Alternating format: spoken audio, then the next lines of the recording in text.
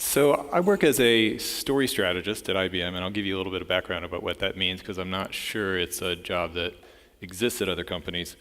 A lot of what I do every day is think about a technology from a novel point of view. And in particular, I think about technology from the point of view of stories, the structure of stories, the mechanisms, their protocols, and things like that. So I try to draw analogies between those things and technology.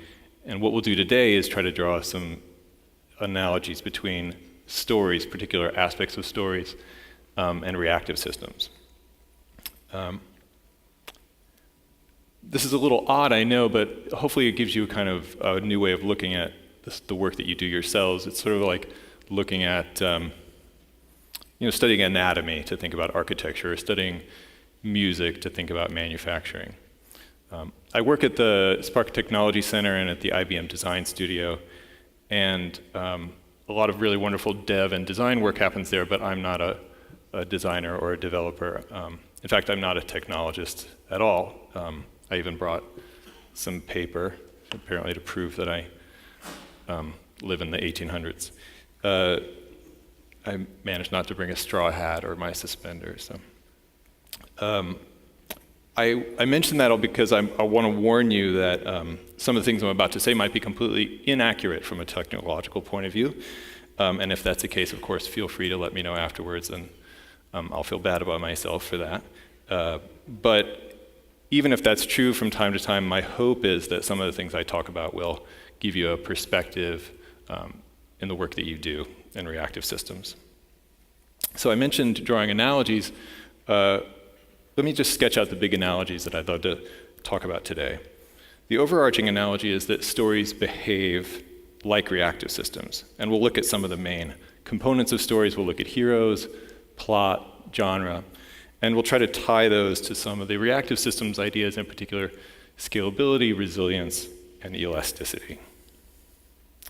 Another way of framing this is that the hero of a story is kind of an aspect of a system, and that aspect can scale up or down depending on the requirements.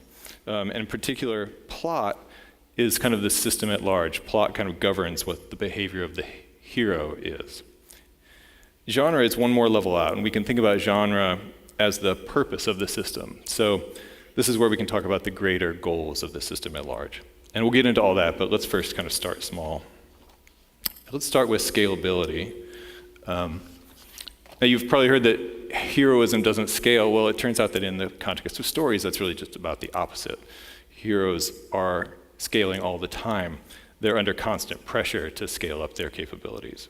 In fact, that's the first thing that heroes and reactive systems have in common. They both scale by adding new resources to meet new challenges. So for systems, that means things like storage and capacity, for connectivity and memory and processing power. For heroes, it can mean anything from a helicopter to a lightsaber to a superpower. And as I go through this, I'll put some takeaways up here. So why don't we start by saying heroism doesn't scale. And of course, it's always helpful to have the lightsaber or the superpower, but I think that's not really the most important resource that heroes tend to use to scale. I think the most important resource is a new understanding of the world. And I think the same is true for a system. In other words, I think you can scale your system with new processing power or more memory, but I think you can also scale it by giving it a new perspective on the world. So new understanding of the world sounds a little vague and grandiose. What does it mean? Well, I think there are at least three categories for this. So one is that the hero's goal can be to escape the skin, and I'll talk about what that means. Two, they can escape stoicism. And three, they can escape the story. So let's start with the skin, and we'll start here with the Matrix. So Neo learns that the world he's living in is an artificial skin over a different, more complicated world. And the world he took for granted is just a sort of surface that's being controlled by other forces. And you see this structure in other movies. You see it in The World's End. You see it in Gaslight, if you guys know that movie. You see it in The Truman Show. And what happens in these stories is that the heroes are trying to escape the fake world, what we're calling the skin, and get out of that world into what's real. And that all starts when some dramatic clue happens that makes the hero realize that the things are not what they seem. So you might get a message from the Matrix. You might see that some guy's head comes off in a bar fight, or maybe a lighting instrument falls out of the clear blue sky. And the analogy to reactive systems here is that systems can sometimes behave in a similar way. As a system gets more complex, and especially as the more of the processes are governed by things like machine learning algorithms and this kind of thing, you end up with a situation where the surface is hiding really complicated, kind of probabilistic processes that a single person doesn't really understand. And if you're lucky, you'll get a clue if something isn't right, like a lamp falling out of the sky. But what if that clue never comes? So clues are hard to come by, and your best option can be paranoia. In other words, sometimes the best thing is to assume that something is lurking behind the scenes, and the question in that case is, are you being paranoid enough? Paranoia will mean testing and monitoring the same factors in multiple ways from multiple directions. It'll mean testing your testing infrastructure, questioning the foundations of your system, and so on. And finding ways to convince yourself that what you're really looking at reflects reality. So a good example of this, of course, is the chaos monkey that the Netflix folks have put together along with their other simian army of processes. And these are all kind of obsessively prodding the system, desperately looking for a bug or some kind of weakness. So we live in an era where paranoia really is just good business. Let's talk next about escaping stoicism. So what does this mean? These are heroes that are stuck in a different kind of situation. It's a different trap. It's not that they're out of alignment with the world, but that they're out of alignment with themselves.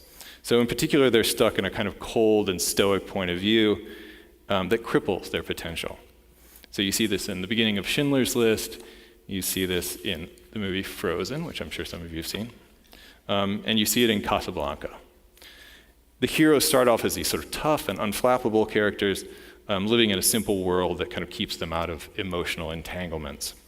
And it makes sense. They're all in situations that are tough.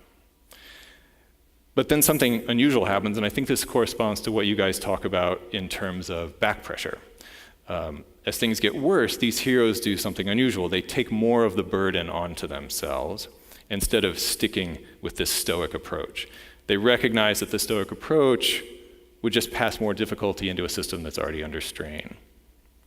So Schindler starts to save the lives of his workers. Elsa leaves her castle and goes out into the cold to live a lonely life where she can't hurt anybody. And Rick, of course, saves his friends from the Nazis at great personal risk to himself. So getting back to scalability, what you could say is that what scales up is generosity. So then here our question is, are you being generous enough? In practical terms, you could ask whether your system generates anything that you could share out into the world. So, of course, that could be open source code that you could share back to the community, or maybe you could anonymize log files or monitoring that someone could study, or maybe you already have something that you've cleaned up from open source and you haven't yet given it back to the community. So, all those things. Of course, this assumes that we think generosity is a good thing. And the reason I think it is in this case is that I think scalability and generosity go hand in hand. Every sincere act of generosity, of course, prompts a corresponding act where that's just part of our human nature. And I think that adds capacity not only to your system, but to all the systems that surround your system. So let's talk about the last of these sections, and this is escaping the story. These are stories where the hero falls into some kind of alternative story world, some story within the story. And you see this especially in stories for kids. So you have Alice in Wonderland, you have Peter Pan, you have Willy Wonka and the Chocolate Factory, you have Spirited Away, you have Wizard of Oz. They're all landing in some world that's not their world. And typically, as soon as they get into that world, they want to get out.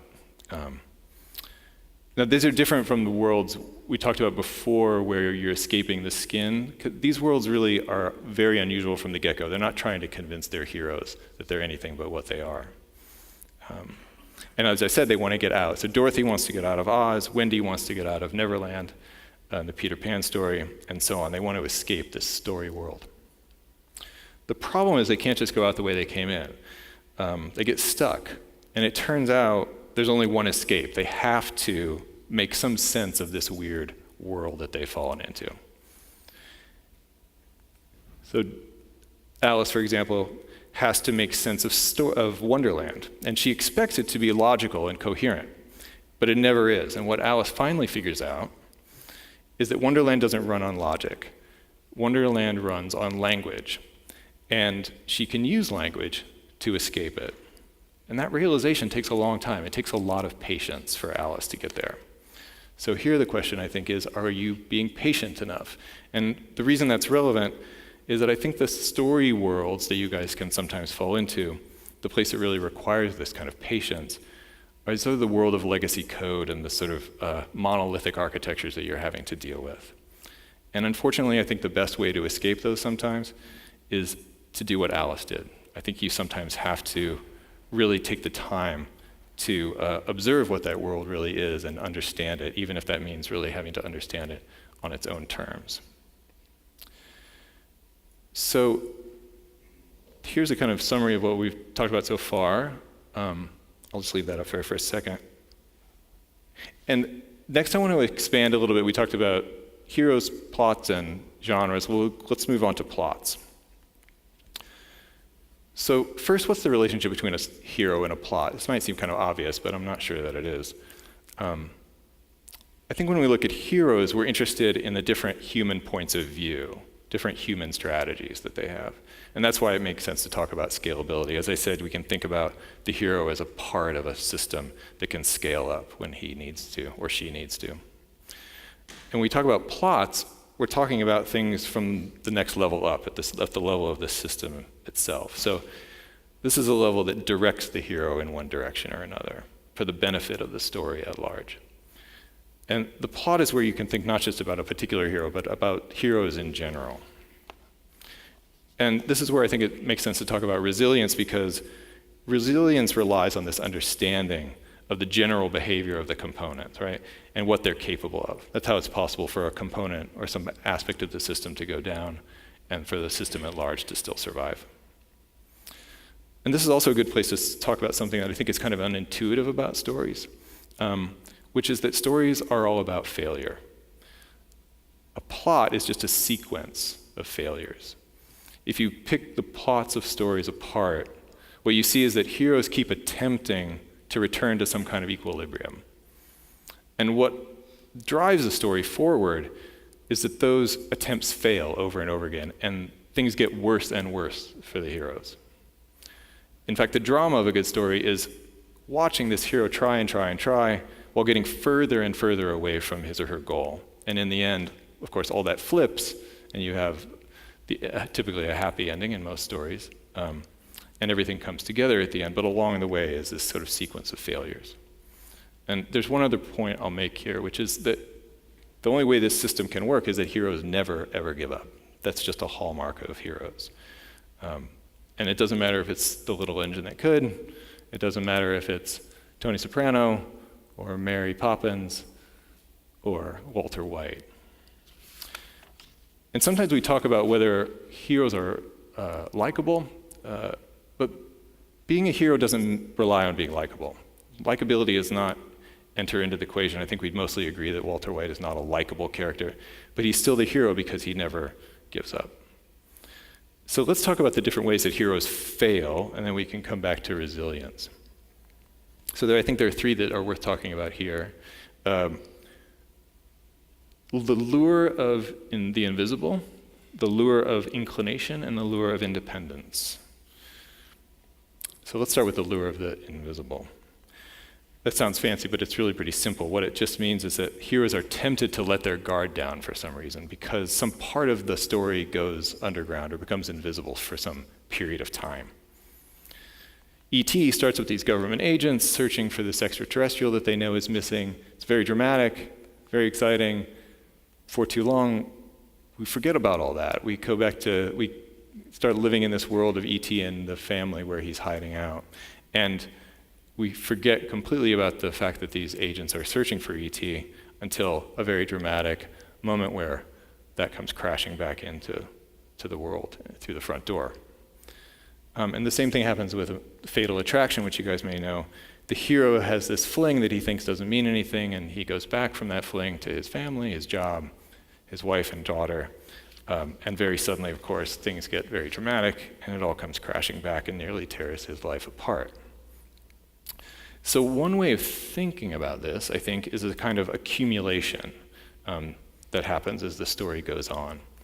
In E.T., the thing accumulating is suspicion from these government agents. In Fatal Attraction, the thing that's accumulating is a kind of a sick sense of true love. And eventually the pressure builds up and these things kind of explode. So here I think the question to ask is, what is your system accumulating? Of course, we know it accumulates data and traffic, and maybe we can be a little bit more abstract and think that it accumulates log files or third-party software or whatever kinds of things. But those things aren't really invisible to you. I think mostly you know about them and you're dealing with them if they're an issue. The real dangers, at least in stories that you encounter, are things like that are even more abstract, like hostility and suspicion and envy, or even things that aren't seemingly dangerous, like true love. So when we think about what's invisible, maybe your system accumulates attention from upper management, or maybe it accumulates expectations from your users. Or maybe you've got such an innovative system that it accumulates praise and admiration from your fellow architects, which is great. Are those problems? Maybe they're not, but if there's a lesson from stories, it's that anything accumulating behind the scenes can sneak up on us and explode in unexpected ways. Let's move on to the lure of inclination, another fancy way of saying something pretty simple. This just means that what heroes want is out of alignment with what they should be doing. And we notice this, for instance, in Lord of the Rings. Frodo should be delivering the ring to Mount Doom, and in fact, he does a really good job of that and manages not to get distracted. But what he really wants to be doing is probably taking the ring for himself, or maybe just getting back to the Shire and forgetting the whole thing. So to succeed, we think that he has to put away his inclinations and obsessively push toward this one goal. And we typically think that that kind of ability is a key to success, whether for our heroes or for ourselves or for our systems, and that the goal is to ignore or eliminate these distractions or these inclinations. But in good stories, heroes' inclinations don't work like that. What actually happens is that they follow those inclinations, even if they pull them away from the main goal. So in Raiders, Indy gets pulled away from his main goal by having to save Marion from the Nazis. In Empire Strikes Back, Luke gets pulled away from his goal of becoming a Jedi by having to go see if he can save his friends. And what you notice for most heroes in most situations is that those turn out to be the right choice. And there's a reason, because these apparent distractions end up paying off in unexpected ways. So Marion ends up saving Indy at the last minute, and Vader's admiration for his son's loyalty to his friends means that he sacrifices himself for Luke. So we assume that getting pulled away from the main focus makes the hero more vulnerable or adds unnecessary stress, but typically heroes actually end up with some benefits that they couldn't have gotten in any other way. And I think stories are trying to tell us that instead of always being careful to sidestep vulnerability and stress and failure, sometimes we should welcome them, even embrace them. I said earlier that plot is a sequence of failures, and yet in the end, most heroes win. So how can that be? How does failure add up to victory is one of the key questions in all stories. And I think that turns out the way to think about this is that stories are systems that are anti-fragile, and this is from sort of Nassim Taleb's idea of anti-fragility. Which just means that certain systems aren't weakened by shock and stress, but improved by them. The more stress and shock the hero gains, the more resilient he or she becomes. This morning, Jonas kind of talked about this in terms of systems that are self-healing, but this might go a little further in terms of how it works. For heroes, a lot of the stress and shock comes from following these inclinations. And those inclinations almost always get them into hot water, but the hot water ends up improving the system at large in some way. So if the analogy holds for reactive systems, I think it means designing these systems so that they welcome stress. These will be systems that are more context-aware, more self-adaptive, and that even can take errors as inputs in some way. There's an interesting proposal about this called an anti-fragile software manifesto that maybe some of you guys have read. Okay, so let's move on to the lure of independence. This is when the story has a whole bunch of moving parts that feel like they're happening kind of independently of each other.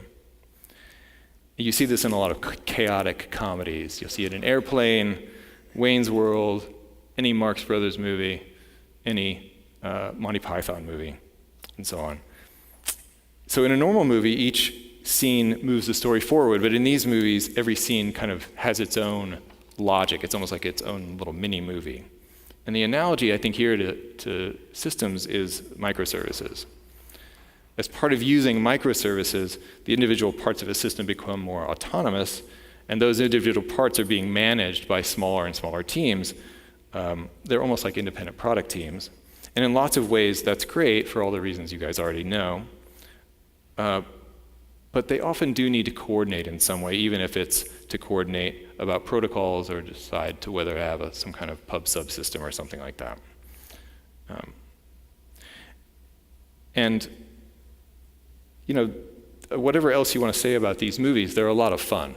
And that's great if you're making a 2-hour comedy, but it's not always great if you're trying to make a product or platform where the moving parts have to live in peace with each other.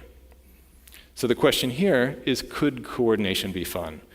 And the point is not to make the independent working of the teams less fun, but to find a way to make coordination fun as well. And it's tricky, of course, but my hunch is that it relies on emphasizing things like social belonging, companionship, mutual trust. And the point here is that coordination between the teams gives you a chance to make the microservices themselves more independent and more autonomous, I think. Okay, so here's a little summary of what we've been through in the last little bit about plots. At this point, I'd love to talk about one last frame. So we expanded the frame from heroes to plots. Let's expand from plots to genres. And I mentioned at the beginning that genres are where we start to think about the purpose of the system, not just how it functions, but why it functions, what it's for. And we'll talk about genres in relation to elasticity, but this is a kind of big picture version of elasticity. Typically, elasticity means saying responsive, of course, to changes in stress and workload. Like we might think of changes over the course of the day to different demands from different users. The bigger picture version about elasticity is about saying elastic and responsive to changes in the larger world, meaning the universe of all stresses to the system, whether from people, from accidents, or even from new changes in technology. The lens to use from the world of narrative here is genres, and that might sound a little strange, but the reason that genre makes sense is because genres are a way to classify stress. We sometimes think that what defines a genre is some set of tropes or the way the hero behaves, but if you dig down, almost inevitably, what's really driving story are the antagonists. Those are the forcing functions. They dictate the kind of story that you're in, and everything else follows from that. So let's say that genres are categories of antagonists. But then the question is, what's an antagonist? So I think the definition of an antagonist that works for both stories and for reactive systems is that an antagonist is anything that puts strain on the system. The system might be your IT architecture, it might be a story, it might be either of those things, but either way, the antagonist is putting the strain on that system. And at the highest level, the way we can talk about this is probably familiar from English class that you've had earlier in your lives. Humans versus humans, humans versus nature, and humans versus themselves. So let's jump in right away with humans versus humans. And we'll start with stories where the hero's challenge is, as we've said, to stay responsive to a workload that gets put on them from human antagonists. So that might be Hannibal Lecter, or maybe the Joker, or the Wicked Witch of the West. Either way, the hero is putting up with some kind of harassment, deception, greed, violence, so on. The analogies to reactive systems would be human-made things like denial of service attacks, or viruses, or extortion hacks, that kind of thing, or even bad legacy code that you're having to deal with, or poorly written privacy policies, things that are human-made, but that the story has to deal with in some elastic way in order to survive. So if we want to take a lesson from stories, we look at how stories actually deal with these human antagonists. And we could talk about stories and heroes that kill their antagonists, but you probably don't have the option to kill your antagonist. So let's think about it from the other angle. We'll call this the Rocky option. In Rocky doesn't actually beat Apollo Creed. He can't. Apollo's too good a boxer. But Rocky wins Apollo over. And he does that by getting back up on his feet over and over again every time Apollo knocks him down. Rocky would rather die than lose that fight. And when Apollo realizes that, the game changes. It stops being about who wins and starts being about a human connection. So here our question is, can you change the game? In other words, what can you do to look at the relationships you have with the humans that would do your system ill? What do they want? Why do they do what they do? Is there a way to open up a channel with them? And especially, what could undermine their motivations? All right, let's move on to humans versus nature. This category are, of course, stories where what keeps challenging the hero is some version of the natural world. Could be wild animals, or the weather, or deep space. You get movies like 127 Hours, and The Martian, and Gravity, and Perfect Storm, which maybe you guys have seen this slide earlier today. So unlike human antagonists, natural antagonists are big, simple, and they're undefeatable. You can't kill them, you can't contain them, and you can't change their minds. The best you can do is find a way to escape them, or maybe keep them at bay. So from one perspective, you deal with this kind of thing all the time, although maybe not as dramatically. The natural antagonists, of course, would include things like component failure and a power outage, anything from wiring to hardware to physics to chemistry that takes the system down or causes it stress. But these stories are about something bigger as well. They're about survival. In particular, they're about the hero's will to survive. The question that these stories are always asking is, do you deserve to live? That might sound like a really philosophical question, but it has a very simple answer. If you live, you deserve to live. Nature throws everything at you that it can in situations where small accidents or miscalculations can have devastating effects. And you have to be resourceful, you have to be calm under pressure, you have to be clever, you have to be willing to make big sacrifices. In terms of reactive systems, this becomes less about the system and more about the people responsible for that system. So you end up asking the question, do you deserve to live? And that's a way of asking, if the system were in danger, whatever kind of danger that was, would these people do something to protect it? Do they believe in its purpose? Do they think it's a good thing in the world? Are their fates tied in some way to the survival of this system? If the answer is no, then nature's judgment is that the system doesn't deserve to live. So elasticity at this level means looking at the greater system for the system of support that surrounds your system and asking whether that support system is able to do whatever it can to make your system survive. Okay, last category, human versus self. Humans versus themselves. So this is just a big grab bag of different kinds of stories, but I want to narrow in on a subcategory. And that subcategory is the coming-of-age stories. Coming of age makes it sound like a bunch of stories about adolescence, but it's really a much more broad category.